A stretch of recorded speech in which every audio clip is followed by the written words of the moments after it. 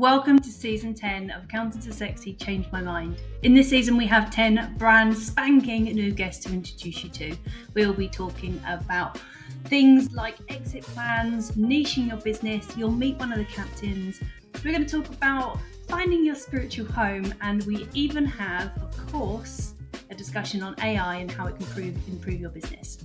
So stick with us, but before I introduce you to any guests, please meet our new sponsor, Swoop for Advisors. For those of you who haven't heard of Swoop for Advisors, we partner with accountants and bookkeepers to help their SME clients get access to grants, loans, commercial mortgages, equity investment, R&D, savings, and much, much more. We're a one-stop shop funding platform for SMEs, helping them find all the best available options in the market across a wide range of products to support their growth at all stages of their life cycle. Our job is to make you look like the heroes in your clients' eyes. So another massive thank you from me to Swoop for Advisors for sponsoring the show.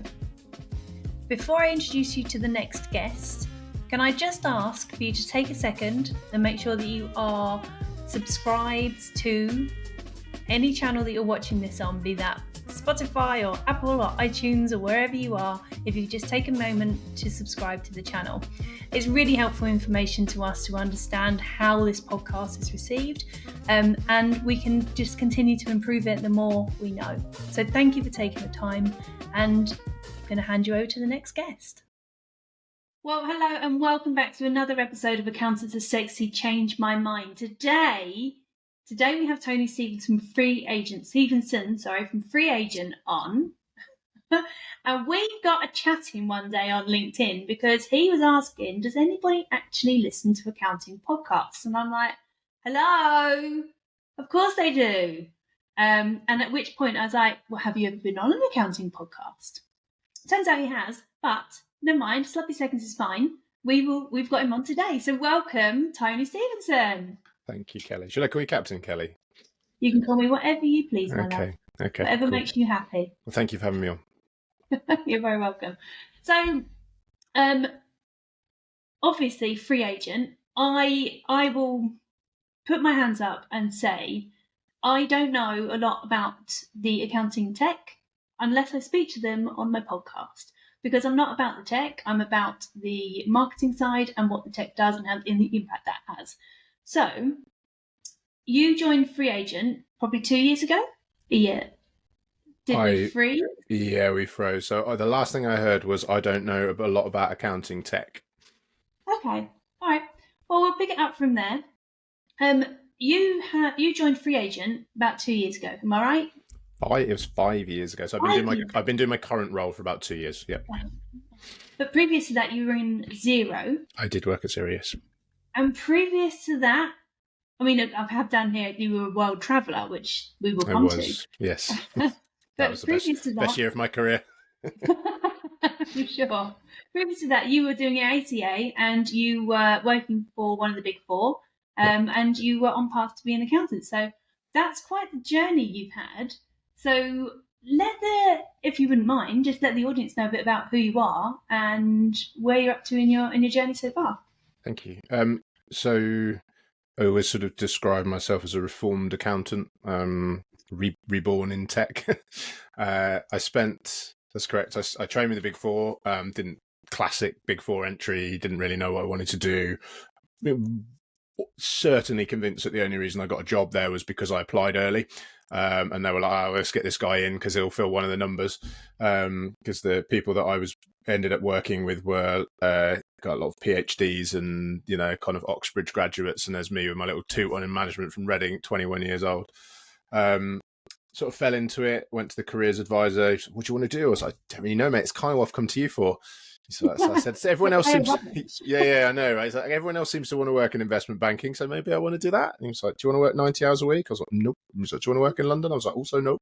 So you don't want to be an investment banker then? I was like, okay, cool. Well, we've ruled that out. So apart from that, I'm kind of open to it. So he... What it is. Yeah, exactly. He pointed me towards the Big Four and said, look, if you go do that, get your ACA done, then the world will be your oyster. I was like, okay, that sounds like a good way to kick the can down the road a bit further. Sort of like education with some exams to do, but some money, which was nice. So I signed up for it. I had an offers from PwC and Deloitte. Chose Deloitte because they just seemed like a friendlier bunch, which was probably correct. And then about 2 weeks in, I was sort of like, probably reached the conclusion that this wasn't quite what I thought it was going to be. And I was kind of like, probably shouldn't have gone down this road because it isn't what I thought it was going to be. But I was kind of already committed because I'd taken an interest-free loan and moved and bought a car and a flat and couldn't afford to pull out. So I thought, I'll sit it out. So I struggled through my exams. I failed a couple of them along the way. One of them was a tax exam, and working in tax didn't go down brilliantly with my employers, as you can imagine, but weren't bad fails. So I managed to get through the exams. And then as I sort of came to the end of my contract, the credit crunch hit, financial crisis hit, and they made a bunch of people, an offer for a bunch of people to sort of move on. And I said, yeah, that's great. That's fine. I'm good with that. I was probably going to hang it out another year or two, but this seems like a good chance to do so. So I moved on, and then went to work in industry after a short break because everyone was looking for a job. Worked in industry for a couple of years. I learned a lot. It was good fun, but kind of wasn't for me. All this time I've kind of been looking for a way out of accountancy, to find something that aligned a bit better with my sort of natural skill set. So I had a brief dalliance in recruitment, which again I sort of learnt quite a lot, but didn't care for in the longer term. Went back into a smaller practice. In recruitment. Yeah. But I bet actually there's a lot more people. No, I have as well. Yeah, me too. Yeah, but not struggle to find it. It's on my LinkedIn. And then I went back into practice. I worked for a sort of probably a small, medium-sized practice local to where I lived in St Albans. Bunch of sort of fairly standard corporation tax stuff on one side, and then the other side was quite a sort of interesting niche area of hospitality accounting, helping restaurants to account for their tips. So me and a guy there called Peter Davis had built a service line, or he built it and I helped him. And he's a sort of industry expert in that field. So we did that for 2 or 3 years. They were quite supportive of my my kind of want to do something else, or certainly my close managers were. Peter always said, I know I'll leave at some point because I'm too far down this track already, but he's not, so he'll go off and do something else. Eventually managed to find the job working for Xero. I distinctly remember applying for the job, sat at my desk in the middle of the afternoon. Didn't realise it was Xero at the time, but we'd just become a Xero firm. So I then kind of afterwards I got the response because it was an anonymous one saying, "Oh, this was Xero," worked out who it was, and I was like, "Oh no, this looks amazing!" And I could have put a lot more effort into my application than I did. So I sort of like waged a bit of a guerrilla Twitter warfare to kind of get them to take me seriously and pay attention to me, and engaged with them, and we had a couple of back and forths, and they offered me the job.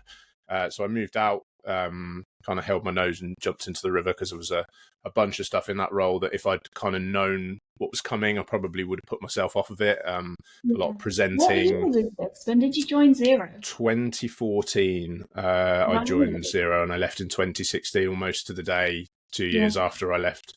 There was an awful lot of people within that same cohort that have gone on to, so like Rishi at Airwallex, Andrew Collins at Active, Lee Stallard, who I know you know.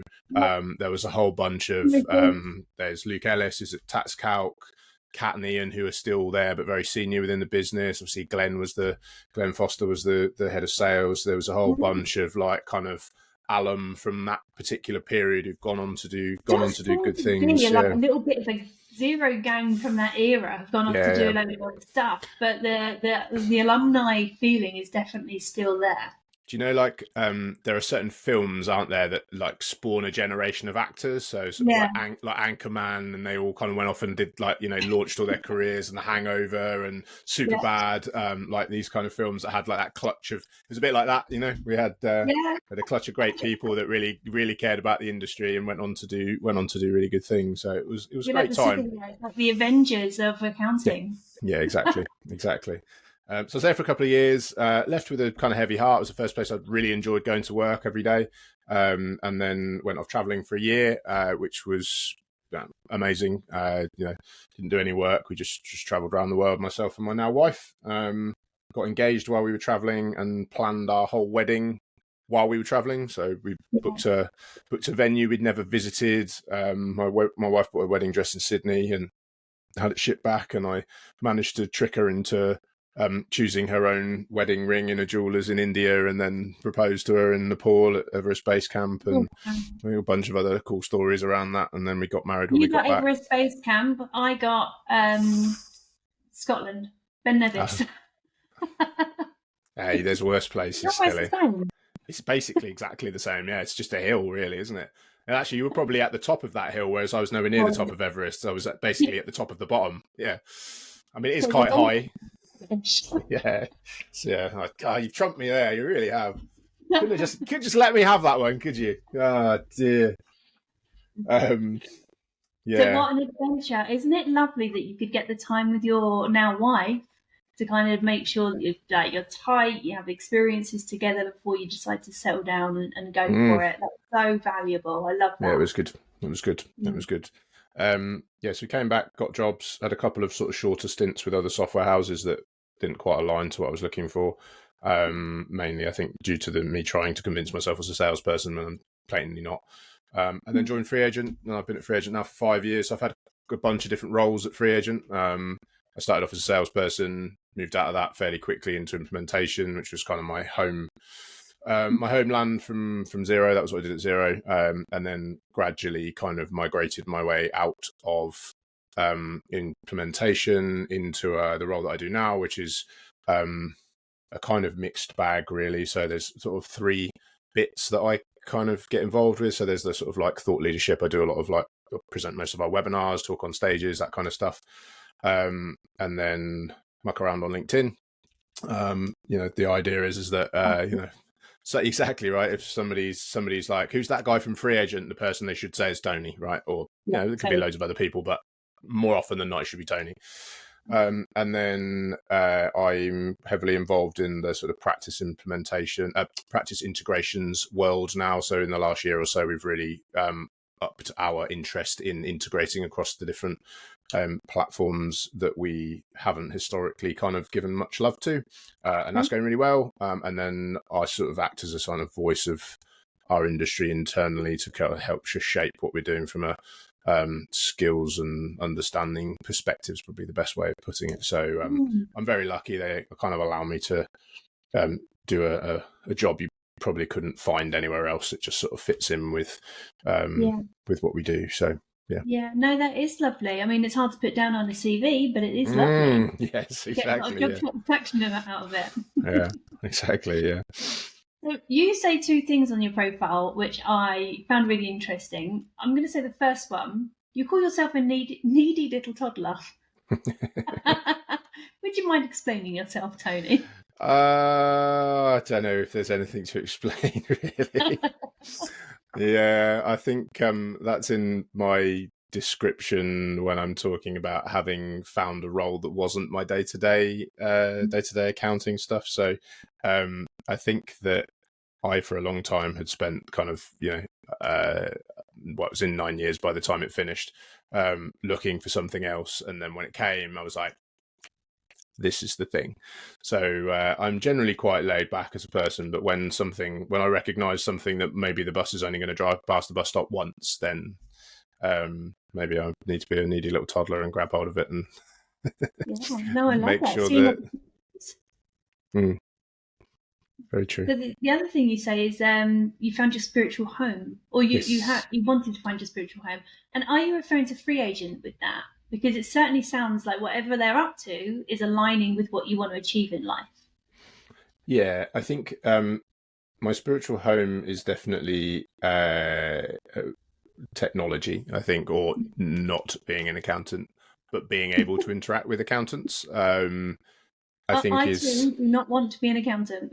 No, I wasn't great at it. I'm much more of a big picture kind of pie in the sky, what's going to happen kind of guy than I am oh no, this spreadsheet is miscast by £1 and I'm going to spend 2 hours trying to find that pound.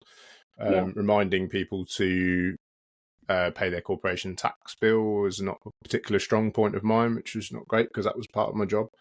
I think that, it was a shame because I actually think, like, when looking back on it now, like if I'd been able to get to a point where I was running a firm, then that bit I would have really enjoyed, but I couldn't get through the technical requirement in order to get to that point. And also I think that stepping into one that's already being run is, it's a challenge, right? It's we all kind of know the difficulties with the partnership model, and setting up your own thing is probably a would have been a more enjoyable path to that, but it wasn't.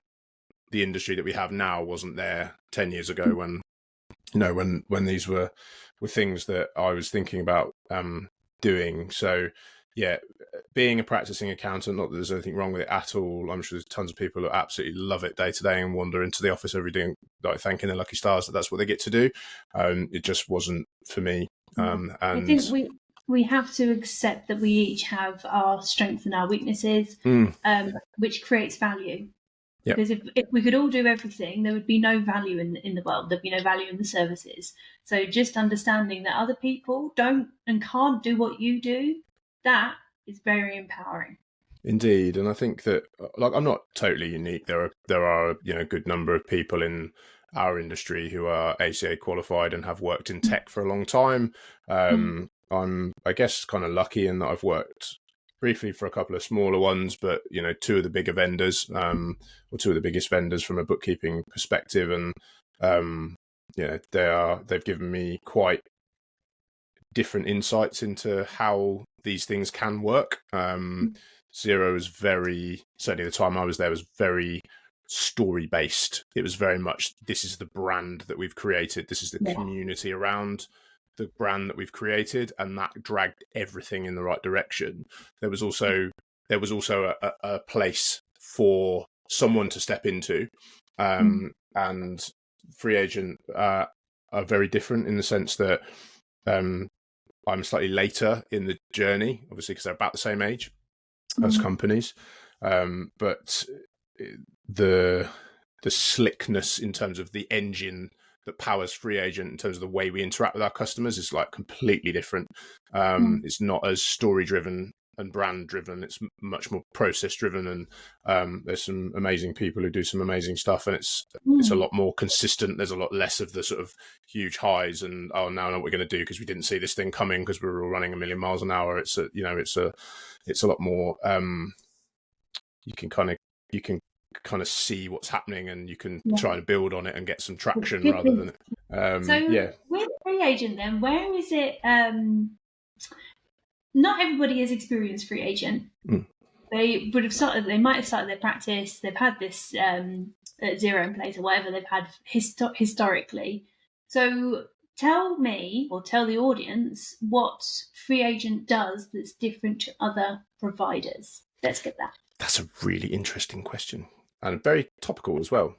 So the headlines are that we sit in a similar place to Xero, QuickBooks and Sage. All right, so we're the fourth biggest bookkeeping vendor in the UK.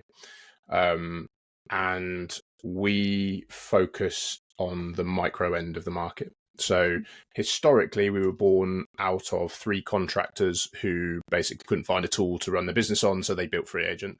And it was initially aimed very much sort of not really at the accounting industry or bookkeeping industry, very much at the contractor industry. And then after a while, the product progressed and kind of got to a point where they were kind of like sort of sat back and said, look, do you know what, actually, I think like we could probably stretch this a bit. It's not just contractors and one-man bands. This is micro entities are, suitable for free agent as well. So then we had to sort of change the narrative and evolve the narrative into slightly bigger businesses. And then the significant place or the significant marker in free agents history was getting bought by NatWest. So they got bought by NatWest in 2018, which has sort of changed the way that they'd approach the market, but has been hugely successful as a partnership, and continues to be so. So now what we're at the cusp of looking to do in the coming months is, okay, so we're really good now at pushing the NatWest message, pushing the micro entity message, and we've kind of got that fairly fairly locked down now. Like that's kind of, we track these things as I'm sure you'll have much more knowledge of these types of things than I do, but like our brand awareness in the marketplace has gradually crept in the right direction. And what that sort of played out with is that we are really, really good at serving the small practice and their small clients. And what we've kind of targeted now is, right, okay, so there's always this dragging perception right behind, well, actually, we are suitable for slightly larger big businesses, but also slightly larger practices as well. So that next tier of practice beyond the sort of small ones, the sort of 75 to 100 person firms, like we have quite good coverage in there, but there's a lot of gaps. And then we're from a kind of who we work with perspective. So we've done a lot of the work to sort of plug those gaps from a product perspective. And then we continue to kind of go, right, okay, what's the 3, 4, 5 things that we need extra? One of them was integrations, and that's really, kind of firing now. Our API has been, updated tremendously. So we're starting to tick all of those off now and getting ourselves into a credible place. But the thing that sets Free Agent apart above and beyond the competition is the simplicity of it. So I know everybody says that, but like we hear it because obviously we hear people coming from a market where everybody kind of uses Xero or QuickBooks to some extent. So what we were doing was kind of coming in at the smaller end, because what they've started with usually was the VAT registered clients and the sort of slightly less price sensitive, slightly needier clients in the middle. And there's got what I call Monica's closet, this sort of spreadsheet box of behemoth of messy, horrible price sensitive clients that accountants at large haven't really wanted to touch. They were headed in that direction with it. So obviously that's been not completely canned, but, watered down and pushed back. We shall see. Exactly. And that was really driving because that was right in our sweet spot. So what we found actually is there's a bit more lag over than we thought there was going to be. So there's a lot of firms have gone, John, we've started, so we might as well keep going with this stuff. Like it's going to come in eventually anyway. It just gives us a bit more breathing room, which is nice. But yeah, we're sliding in there, and we've always had off the charts, best in class NPS score from our end users, and gradually our practice score is sort of creeping in the right direction to kind of align with that. So, and we hear that all the time. There's the simplicity and the ease of use for clients, and then we need to get better at solving those practice problems to kind of close that delta. And then the next one is price as well. So we always kind of get, competitors are more expensive. You can't get it better than free, right? No, you and can't you really, no. are free with Metal and NatWest. Yeah, and then a couple of the other, right? a couple of the other business bank accounts. But yes, that's correct. Yeah. Yeah, I mean, you literally can't get better than that. So it's cannot. No. It's a bit of a no-brainer if you are a small entity, or if you are connected with one of those banks. And I'd imagine Metal being one of the challengers, like it's a good reason to give them a go as well, because they seem quite interesting. I mean, yeah.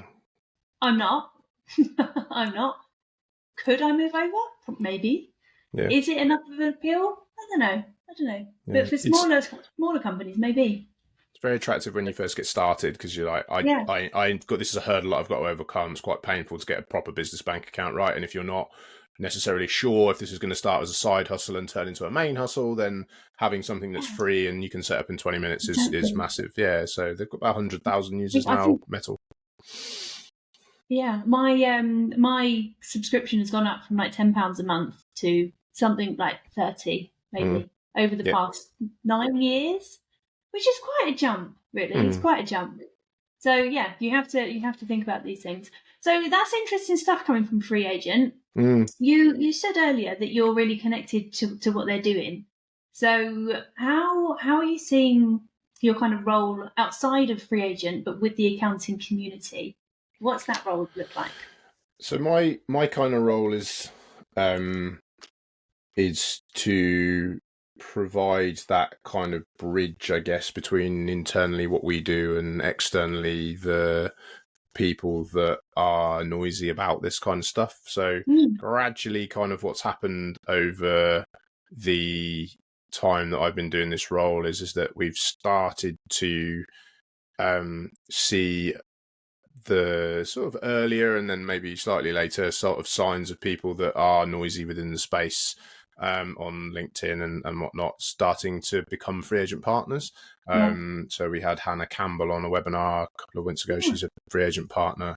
Penny Allard's she's wicked. She told us this great story. She was on a self-assessment webinar that we had, and she told us this great story about how one year they blew up a balloon for every one of their self-assessment clients, and then at the end they popped the balloons as the returns were done. And she said, like, we got to the end and there were 3 left over. She's like, so I didn't want those balloons ruining the celebration, so I just hid them in a cupboard and left them there. And then she's like, then I found them about a year later, all like shriveled up and still intact, with like these horrible little balloons that had been kind of shoved in a cupboard for a year, which I just thought was really much symbology there. I know, right? I know. I thought it was really. I remember. I think that was 2 years ago, because I think that's when I saw her for the first time popping the balloons, because they're all branded colours as well. Yes, yeah. And Penny's lovely. So she's brilliant. Yes, yeah. And what we're finding is that through my, I guess my time in and around the space, that, having worked for a couple of the big vendors and worked with a lot of partners over the years, and then, it was kind of having been at the events and been part of a couple of the kind of groups, like I'm part of the AIR group, the Accounting Influencers Round Table, and a few of those and stuff, that my kind of network has, established itself, which is great, because then that helps us to kind of bring those integration partners in, to bring people in to come on our webinars, and generally to sort of come and interact with the sort of free agent sphere. So I do enjoy that part of my job. It's it's good fun. It's good fun. The other thing, you talk about remote working as well. So yes. I assume that you are hybrid or remote yourself. Fully remote. So this bit's from memory. So you said something about sitting in your t-shirt avec cats. Yeah. And that's how you spend the majority of your day. That is correct, yeah. That is correct. Although, having said that, we had our daughter just before Christmas last year. We took her home on Christmas Day, and we had planned to move house. So we were like, we'll have moved by the time she becomes, needing her own room, and I can stay in the third room in our house, and that was my office. So the cats used to come and visit days and sit with me, and and demand fuss like cats do. And then that has turned out not to be the case. So my father-in-law, who's very handy with kind of like DIY stuff, has very kindly sort of built me a office kind of cubicle in we call it shed, but it's more like a barn at the bottom of our garden.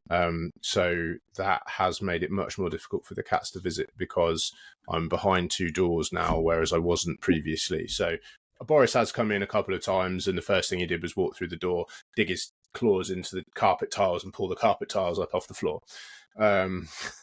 Obviously. Why wouldn't you do that as a cat? Of course. Prowled around, not very happy that there was a space in the house that he was unaware of and hadn't made his own. So he did make himself very at home, curl up and go to sleep. So I would just have to steal them and kidnap them and take them down with me if I was anywhere else in the house. Normally, we've got 2 kittens, as I shared with you. Ziggy and Stardust. Ziggy and Stardust. And Ziggy is particularly attached to me. And when I record podcasts and such like, he's typically just sitting outside my door meowing. Yes, obviously. Yeah. And I really want and just makes a complete nuisance of himself. So yes. I can't. Yes. I put a poll up, which you responded to, Kelly, saying, right, let's settle this, cats or dogs. And a guy called John Lamington put a similar photo up that you've just described as to why dogs won. It was a picture of his cat.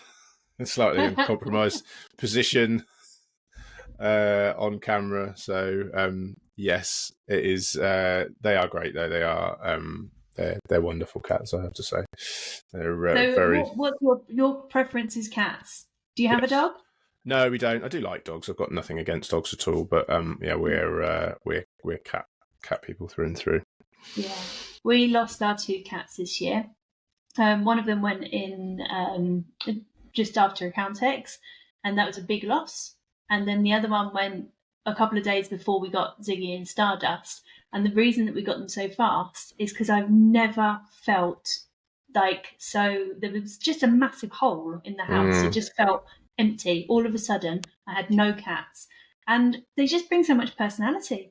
And like, I constantly see myself just looking at them laughing. And if you don't have that in your life, what do you have? Exactly right. Exactly. You know? Exactly. Yeah. I can see the upside of dogs. I don't think, I think it's fair to say that they've not really forgiven us for having a child. So dogs would be beyond the pale. I don't think they would be able to look us in the eyes straight again, if I'm really honest. My dog's absolutely hating our kittens. And no, he's not. He's tolerating our kittens, but he's very upset that he is not the priority in the house at the moment, and the kittens seem to be getting attention that he's not. Yeah. Yeah, that's Boris has always been, so Buttons she's a little ninja, but she's very sort of, I'm not really sure about you humans. She's 5, right? So we've not, like, she's a typical calico, the naughty torty as the vets call them. And she's full of mischief, and so we had the sponges kept going missing in the kitchen. Like, my wife and I were getting into each other about, like, why the sponges keep going missing? Like, what's happening? And we eventually solved the problem by putting them somewhere that and being a bit more vigilant, and realised that maybe it was the cats that were getting rid of them. And Laura pulled the sofa out and found 2 or 3 sponges under the sofa, and she pulled the sofa out and was like, kind of, these sponges were on the floor and other bits of flotsam from underneath the sofa. And she was laughing about it. She's like, come and look at this.